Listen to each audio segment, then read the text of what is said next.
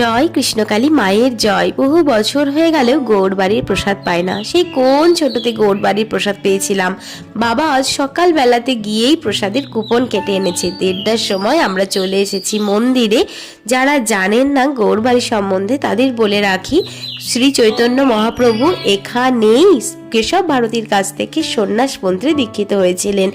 এই সময় যদি না আসতাম ভগবানকে আর দর্শন করতে পারতাম না। একটু লেট হলেই মন্দির তো বন্ধ হয়ে যেত।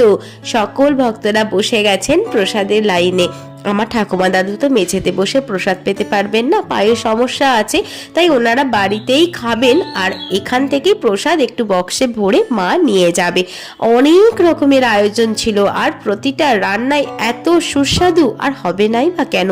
ভগবানের প্রসাদ যে, প্রসাদ পেয়ে ভগবানকে প্রণাম করে এরপর বাড়ি ফিরি। তো আজ ভিডিও এই পর্যন্তই। কেমন লাগলো অবশ্যই জানাবেন।